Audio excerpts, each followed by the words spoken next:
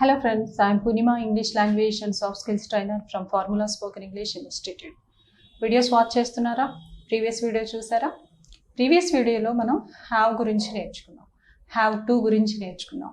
Have to అంటే ఏంటంటే మనం ఏదైనా ఒక పని కంపల్సరీ చేయాల్సి వస్తే, చెయ్యాలి, చెప్పాలి, వెళ్ళాలి ఇలా చెప్పాల్సి వస్తే హ్యావ్ టు యూజ్ చేస్తూ మనం క్వశ్చన్స్ ఎలా అడగాలి, ఆన్సర్స్ ఎలా చెప్పాలి ఇవన్నీ ప్రాక్టీస్ చేసాం కదా. మీరు ఇంటి దగ్గర ఏమైనా ప్రాక్టీస్ చేశారా? దాని మీద ఒకవేళ చేయకపోతే చేయండి. దాని కంటిన్యూషన్ మీకు హ్యాడ్ టు గురించి చెప్తాను. ఏదైనా ఒక పని ఇప్పుడు చేయాలి అన్నప్పుడు హ్యావ్ టు వాడాం.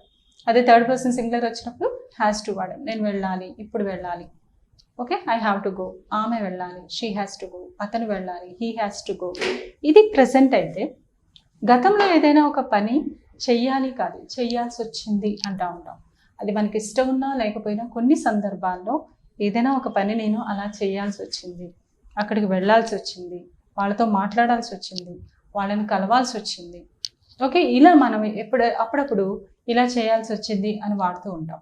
అలా వాడే సందర్భాల్లో మనం హ్యాడ్ టు వాడతాం. ఎందుకంటే అది పాస్ట్లో జరిగింది కాబట్టి, పాస్ట్లో మనం అలా చేయాల్సి వచ్చింది కాబట్టి, చేయవలసి వచ్చింది అని చెప్పే సిచ్యువేషన్స్లో మనం హ్యాడ్ టు వాడుతూ ఉంటాం.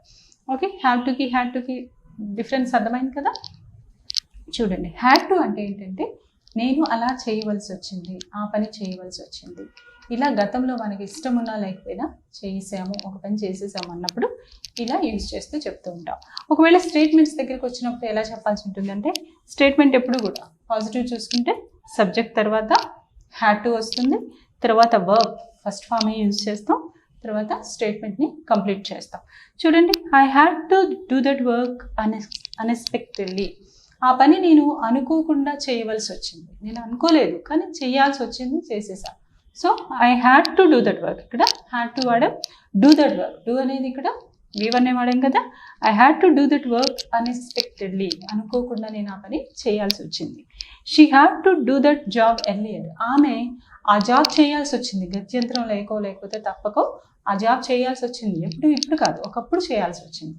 ఇలా గతంలో చేయవలసి వచ్చింది అని చెప్పే సిచ్యువేషన్స్లో మనం హ్యాడ్ టు తీసుకుంటున్నాం. హ్యాడ్ టు తర్వాత ఫస్ట్ ఫామే యూజ్ చేసాం.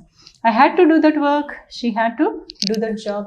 ఇలా మనం చేయాల్సి వచ్చింది, ఆ పని చేయాల్సి వచ్చింది, అలా జరగాల్సి వచ్చింది అన్నప్పుడు ఇలా వాడాం.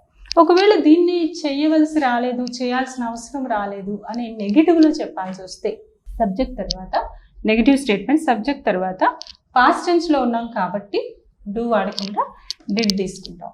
నెగిటివ్ కాబట్టి డిడ్ నాట్ తీసుకుంటాం. ఎప్పుడైతే హెల్పింగ్ వర్బ్ని పాస్ట్ టెన్స్లో చూపించామో తర్వాత హ్యాడ్ వాడాల్సిన అవసరం రాదు, ఇంకా బేసిక్ ఫామ్ ఆఫ్ హ్యావే తీసుకుంటాం. సో డిడ్ నాట్ తర్వాత ఇక్కడ నేను హ్యావ్ టునే తీసుకున్నా, హ్యాడ్ టు వాడలేదు. సబ్జెక్ట్ తర్వాత డిడ్ నాట్, తర్వాత హ్యావ్ టు, తర్వాత first form again complete statement. చూడండి, నెగిటివ్లో చేయాల్సిన అవసరం రాలేదు, చేయాల్సి రాలేదు అని చెప్పాల్సి వస్తే I did not have to meet him.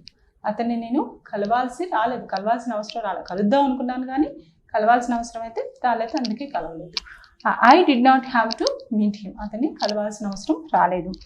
He did not have to continue in that job. అతను ఇంతకుముందు ఒక జాబ్ చేసేవాడు, బట్ ఇప్పుడైతే అది కంటిన్యూ చేయాల్సిన అవసరం రాలేదు. He did not have to continue in that job. ఆ జాబ్లో అతను అప్పుడు కంటిన్యూ చేయాల్సిన అవసరం రాలేదు, అంటే మధ్యలో ఆపేశాడు, ఇంకా అవసరం పడలేదు అని అర్థం. ఓకే, ఒకవేళ మనం క్వశ్చన్స్ చెప్పాల్సి వస్తే ఇక్కడేమో చేయాల్సి వచ్చింది అని చెప్పాం, ఇక్కడ చేయాల్సిన అవసరం రాలేదు అని చెప్పాం. ఒకవేళ ఆ పని చేయాల్సి వచ్చిందా అని అడగాల్సి వస్తే, గతంలో ఆ పని తప్పక చేయాల్సి వచ్చిందా అని అడగాల్సి వస్తే క్వశ్చన్స్ ఎలా అడగాలి అంటే, మనం పాజిటివ్ అయితే చేయాల్సి వచ్చిందా అంటే డిడ్తో క్వశ్చన్ చేస్తాం, చేయాల్సిన అవసరం రాలేదా అంటే డిడ్ నాట్తో క్వశ్చన్ చేస్తాం. క్వశ్చన్ ఎప్పుడు కూడా వర్బ్తో స్టార్ట్ అవుతుంది, హెల్పింగ్ వర్బ్తో, కాబట్టి ఇక్కడ డిడ్ ఆర్ డిడ్ నాట్ ముందు వస్తే తర్వాత ప్లేస్లో సబ్జెక్ట్ వస్తుంది, తర్వాత have to again and V1 complete, క్వశ్చన్ని కంప్లీట్ చేస్తాం. చూడండి, did you have to go to Delhi. నువ్వు ఢిల్లీ వెళ్ళాల్సి వచ్చిందా. Okay, did he have to give you money. అతను నీకు డబ్బులు ఇవ్వాల్సి వచ్చిందా. Did they have to take vaccine. వాళ్ళు వ్యాక్సిన్ తీసుకోవాల్సి వచ్చిందా. తప్పకే కదా, ఇప్పుడు అందరూ వ్యాక్సిన్ తీసుకుంటున్నారు. ఏం చేద్దాం, కేసులు పెరుగుతున్నాయి కాబట్టి వ్యాక్సిన్ తీసుకోవాల్సి వచ్చిందండి అంటాం. అక్కడ మనం క్వశ్చన్ చేయాల్సి వస్తే did they have to take the vaccine, did we have to take the vaccine, మనం వ్యాక్సిన్ తీసుకోవాల్సి వచ్చిందా, వాళ్ళు వ్యాక్సిన్ తీసుకోవాల్సి వచ్చిందా. ఇలా మనం ఏదైనా ఒక పని మనకి ఇష్టం ఉన్నా లేకపోయినా గతంలో చేయవలసి వచ్చింది అని చెప్పేటప్పుడు స్టేట్మెంట్స్, చేయవలసి రాలేదు అన్నప్పుడు నెగిటివ్ స్టేట్మెంట్, ఒకవేళ ఎదుటి వాళ్ళని చేయవలసి వచ్చిందా అని అడగాల్సి వస్తే క్వశ్చన్ తీసుకుంటాం. క్వశ్చన్స్ చూడండి, did you have to go to Delhi, Delhi వెళ్ళాల్సి వచ్చిందా, did he have to give you money, అతనికి మనీ ఇవ్వాల్సి వచ్చిందా, did they have to take the vaccine, వాళ్ళు వ్యాక్సిన్ తీసుకోవాల్సి వచ్చిందా. ఇలా మనం గతంలో ఏదైనా పని చేయాల్సి వచ్చిందా అని అడగాల్సి వచ్చినప్పుడు, అలాగే చేయాల్సి వచ్చింది అని వచ్చినప్పుడు మనం హ్యాడ్ టు యూస్ చేస్తూ మాట్లాడతాం. So have to and had to మీద మీకు క్లారిటీ వచ్చింది కదా. దీన్ని బేస్ చేసుకుని మనం సిచ్యువేషన్ వచ్చినప్పుడు ఖచ్చితంగా హ్యాడ్ టు ఎక్కడ వాడాలో యూస్ చేస్తూ ఉంటే డెఫినెట్గా ఇది మనకి ఈజీగా క్లారిటీ వస్తుందండి.